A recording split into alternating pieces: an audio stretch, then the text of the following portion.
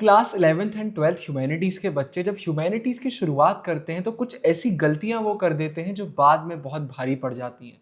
अभी तो आपको समझ में नहीं आएगा, लेकिन वो गलतियां आप करते जाएंगे करते जाएंगे करते जाएंगे और एक दिन आपका रिजल्ट भी डाउन हो जाएगा और आपको रियलाइज़ होगा कि यार काश पहले इन गलतियों को ठीक कर लिया होता तो आज ये दिन नहीं देखना पड़ता। लेकिन आपको टेंशन लेने की ज़रूरत नहीं है, वो दिन आपको देखना ही नहीं पड़ेगा क्योंकि आपके गुरु भैया हाजिर हो गए।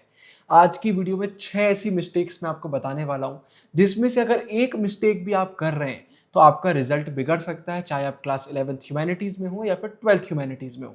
तो वीडियो को एंड तक देखिएगा और पूरी वीडियो देखने के बाद मुझे कमेंट्स में बताना कि इनमें से कितनी गलतियां ऐसी थी जो आप सच में कर रहे थे। वीडियो को चालू करते हैं।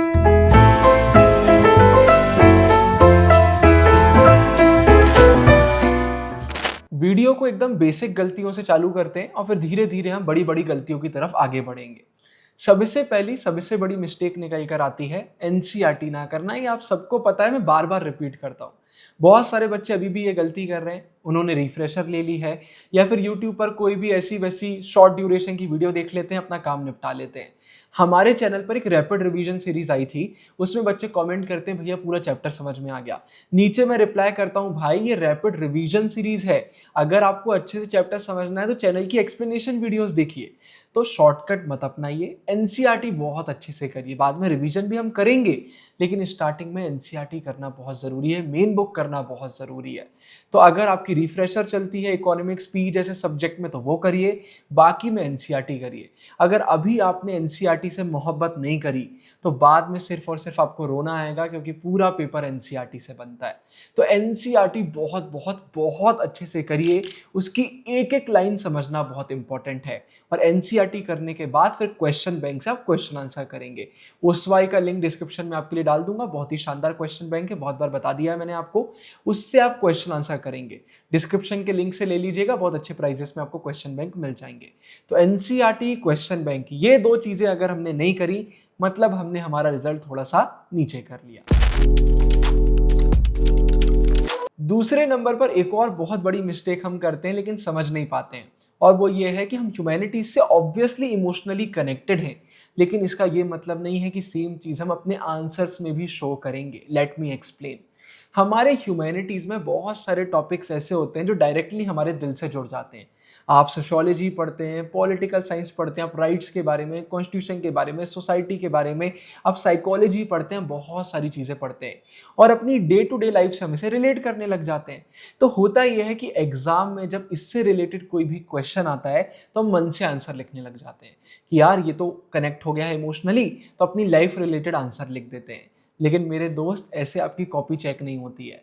जब आपकी कॉपी चेक करी जाती है तो एक मार्किंग स्कीम होती है, आपको सिलेबस का आंसर लिखना पड़ता है। हाँ, ह्यूमैनिटीज में हमें फ्रीडम रहती है अपनी ओपिनियन लिखने की, लेकिन आपका आंसर आपके सिलेबस से मैच होना चाहिए। तो ये गलती कभी मत करिए कि चैप्टर हल्के हल्के में पढ़ लिया, अरे आंसर तो मन से लिख लेंगे, ये टॉपिक तो हमसे बनता ही है। ये गलती करेंगे तो बाद में पछताएंगे। बहुत सारी वीडियोस में आपको मैंने बताया है यहाँ पर सब कुछ हो, लेकिन अगर आप उसको लिख नहीं पा रहे हैं तो वो चीज़ किसी काम की नहीं है। इसलिए भाई बहुत अच्छे से लिखते हमसे बनना चाहिए। तो स्टार्टिंग से ही आपको क्या करना है, आंसर राइटिंग की प्रैक्टिस करना है। आपने चैप्टर कर लिया, क्वेश्चन बैंक उठाइए, क्वेश्चन पढ़िए, मन से आंसर लिखिए। जो भी आपको लग रहा है, अगर आप फ्लो चार्ट बना पा रहे हैं, सब हेडिंग बना पा रहे हैं, प्रॉपर आंसर लिखिए। फिर क्वेश्चन बैंक से अपना आंसर मैच करिए और देखिए क्या चीज़ें आपने सही करी, क्या चीज़ें आपने गलत करी। टॉपर्स आंसर शीट से अपने आंसर्स को मैच करिए और देखिए कि उनके आंसर में और आपके आंसर में क्या मेजर डिफरेंसेस हैं। अभी से आंसर राइटिंग की प्रैक्टिस करना बहुत ज़रूरी है। ट्रस्ट मी, हर साल बहुत सारे बच्चे ऐसे रहते हैं जिनका पोटेंशियल बहुत ज़्यादा रहता है, पढ़ने में बहुत अच्छे रहते हैं, लेकिन बोर्ड्स में अच्छा स्कोर नहीं कर पाते, 11th में अच्छा स्कोर नहीं कर पाते, क्योंकि उनसे लिखते नहीं बनता है। लिखने की आदत अभी से डालिए, ये आदत आपके लिए बहुत बहुत ज़रूरी है।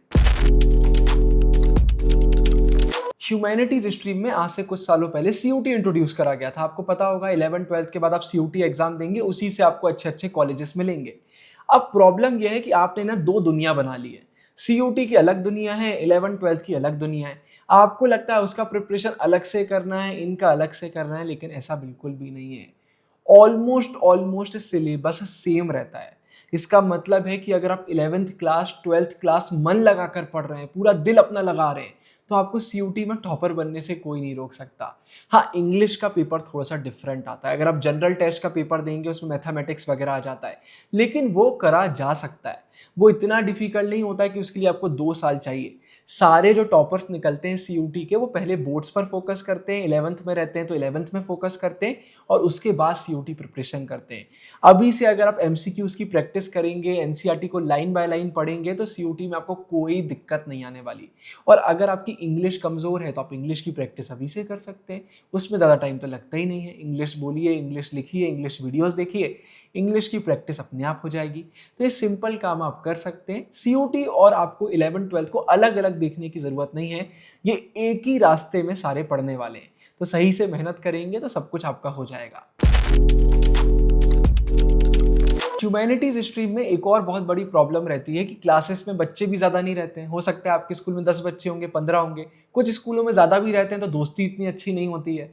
कुल मिलाकर बात ये रहती है कि हम बहुत अकेला महसूस करते हैं और ये चीज़ भी ना हमें कहीं ना कहीं बाद में दिक्कत देती है।